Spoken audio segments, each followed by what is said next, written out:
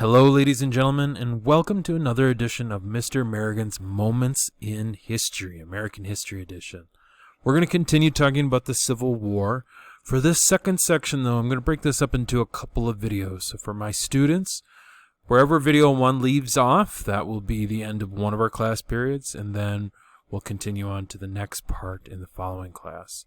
But certainly, those of you who are just listening, feel free to kind of break it up however you'd like to. So in the image that you guys are looking at, this is depicting one of the first major battles of the Civil War. And that's where our concentration for this second section on the Civil War is going to focus, is on some of these early battles, about 1861 to 1863, without getting into Gettysburg. And so the image is depicting the first Battle of Bull Run, and certainly an important early victory for the Confederacy, but certainly ties very well into our learning target for today, is we're going to be able to describe why neither the Union or the Confederacy gained a strong advantage during the early years of the Civil War. So we're going to focus today is going to be a lot on strategy and these early battles. So you're going to see that this is definitely a war on land and by sea. That's right, we're going to get into the Ironclads a little bit later here, but some of the early battles certainly are where we'll be kind of going. So we have already talked about Fort Sumter falling to the Confederates. We've talked about the Union blockade cutting off Confederate flow of trade and supplies coming in and out of the country in the attempt to control the Mississippi, which we'll get into, all as a part of the Anaconda Plan. And again, we'll get into certainly the Battle of Shiloh, as well as Antietam, which is the single bloodiest day in American history. But more to come on that, certainly, a little bit later. And certainly, as you're looking at this image, you can see some early victories for the Confederacy, and then also, certainly, for the Union. But let's get into the first major battle. So the first major battle of the Civil War is the first battle of Bull Run. And Bull Run is the location of this battle. It was fought in northern Virginia, near, again, the river known as Bull Run. And this was one that the Union came into very confident. In fact, it's said that people even several yards from the battlefield set up picnics because they thought this was going to be such a one-sided battle. People coming to support the Union. They're going to see something far different, though.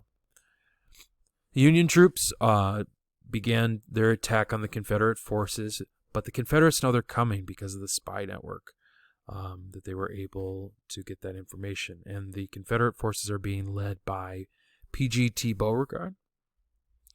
And early on, the Union has some success, but the rebels are able to rally later under Thomas Jackson, who you will probably know better as Stonewall Jackson, and his reinforcement troops, who are able to counterattack the Yankees, or counterattack, of course, the Union.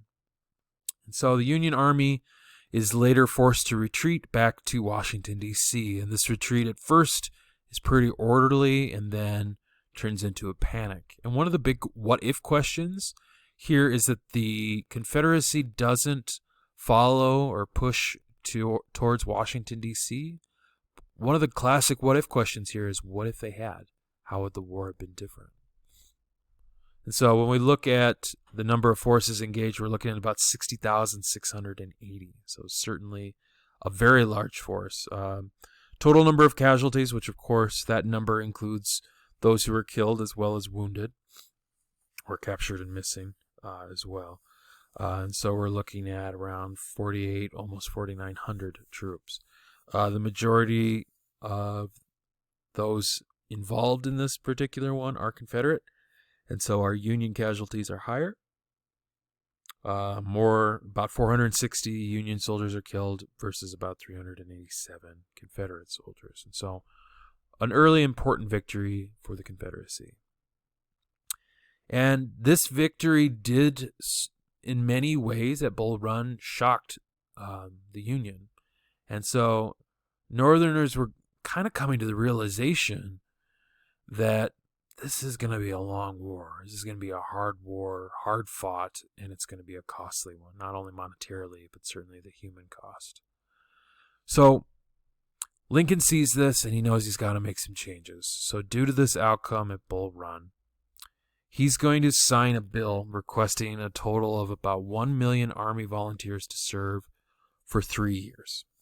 Now, a lot of these soldiers who are going to be joining are young, they're inexperienced, and so they're going to need effective leadership. And so in order to prepare these young soldiers, Lincoln appoints George B. McClellan as the leader of the Union Army of the East.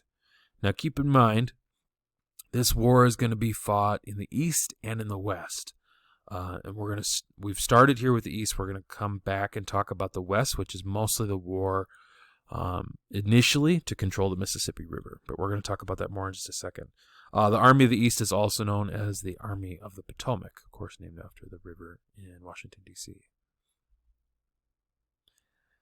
Lincoln also is going to ordered this blockade of the southern ports, again, certainly connected with the Anaconda Plan, in order to prevent the South from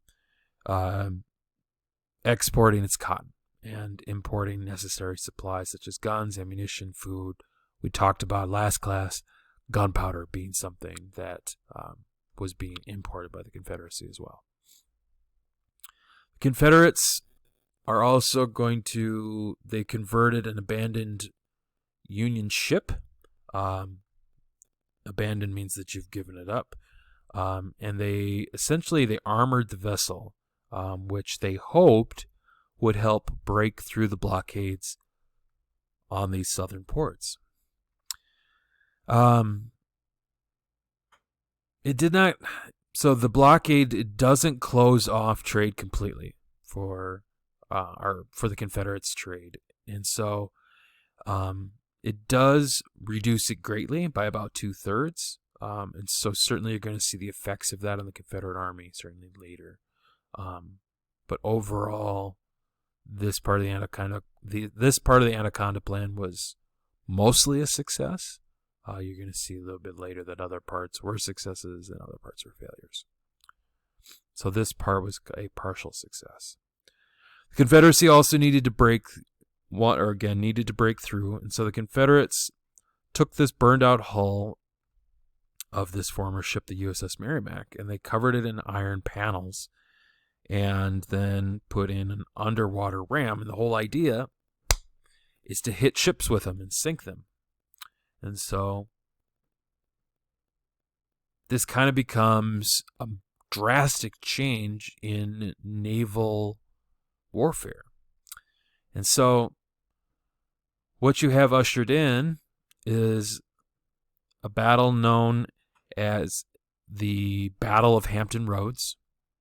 And it's kind of going to change. It's going to usher in really a new era of naval warfare, because you're going to have this armored ship, the USS Monitor, going up against this southern ship, the CSS Virginia. They're going to exchange fire in March of 1862.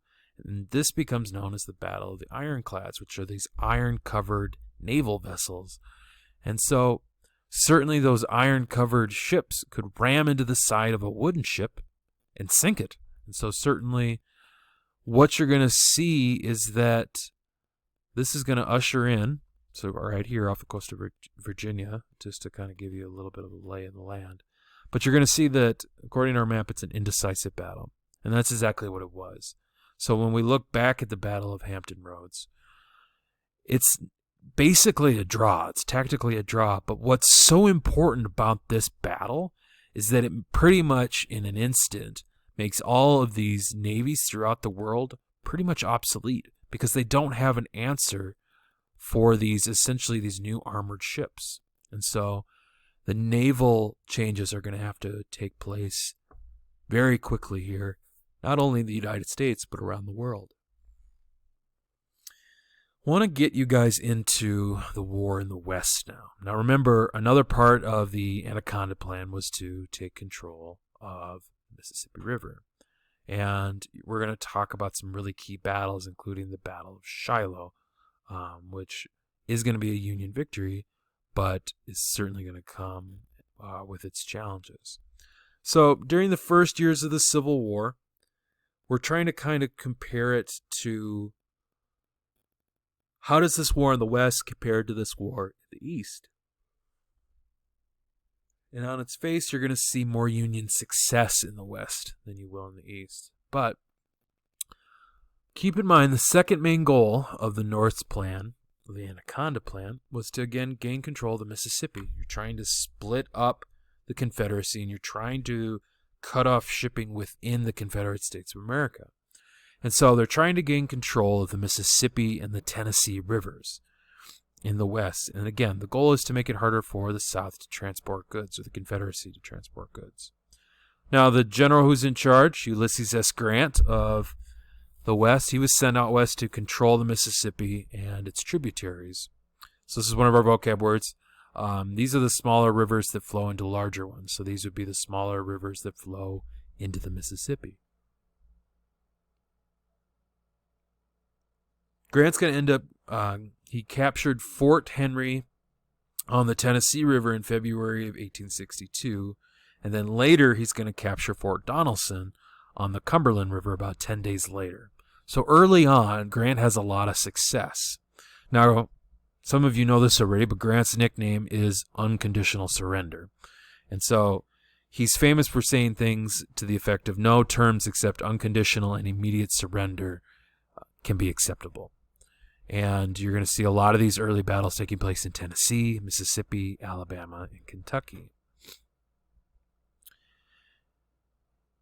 Now, in Mississippi, the Union forces, they're going to win a very narrow victory at the Battle of Shiloh, which at this point lasts for about 2 days and results in an enormous amount of casualties. And again, casualties are soldiers that were killed, wounded, captured, or missing. And the fighting began on the 6th with the Confederate forces, but it led to a surprise attack on the Union troops. Started with this Confederate forces leading a surprise attack on the Union troops. The Confederacy is able to drive Grant back, and essentially he and his troops back to the Tennessee River. So they're taking away some of the advancement. And so you can see here Grant's defensive line gets overwhelmed by Hardee, as well as Polk, Bragg, and Breckinridge. You do have other troops like Wallace and Sherman and Nelson who are going to come a little bit later, but you're going to see tactically, and then of course are others down here, but you're going to see that on the second day, the Union forces are actually able to defeat the Confederacy with the help of 25,000 additional troops that came from Nashville and additional shelling from gunboats on the river. And so they're able to continue to push further, and that pushes the Confederates to withdraw to Corinth. And so what you're going to see is a lot of early success for the Union in the West. And so that also is part of the reason why Grant is going to gain a reputation as an effective general. Shiloh, when we look at some of the battles in American history, it's right up there. It's as far as the total number, it's the largest. There's 110,000 soldiers engaged here. As far as Confederates, their casualties, their numbers are around 10,600. Union casualties are around 13,000. So we're talking about a total of 23,600 casualties. And so one thing we should note, though, is that this isn't the highest number that we'll see as far as battles go. And kind of where we're going to wrap up this first portion is with this success in New Orleans. So in April of 1862, Northern Naval Commander David, I've heard Farragut and Farragut, so either one I've heard, but he's going to capture New Orleans. Again, another important port city. Again, finds itself right there on the mouth of the Mississippi. And you're going to see that now, and you're also going to see another victory here at Vicksburg towards the tail of 1863, or excuse me, in the middle of 1863. But you're going to see early on, that's one of the reasons why this kind of differs so much, is there's a lot more Union success than there is in the East. But this part of the Anaconda Plan was actually fairly effective. And so in April of 1862, again, they captured New Orleans. But that capture means that now the Confederacy could no longer use the Mississippi to carry its crops to the sea. And so again, cutting off some of that supply as far as making and continuing to be able to afford goods that they needed, but also to be able to sell things. So we talked about this a little bit, but what was Lincoln's goal in appointing George B. McClellan? Is it A, that they wanted to have a brilliant mastermind planning battles? Was it to sail the ironclad ships against the Confederate Navy? Was it to secure the Mississippi and its tributaries? Or D, to better train the young and inexperienced Union troops? In this case, best answer is D, because of the newly ordered troops that are going to make their way into the Union Army. So that's where we're going to wrap up this first part. So for my students, this is where we'll end this kind of first day of this section. We'll pick up with just after here on our second day of the section. So that's going to wrap up this first half of our second video here on the Civil War.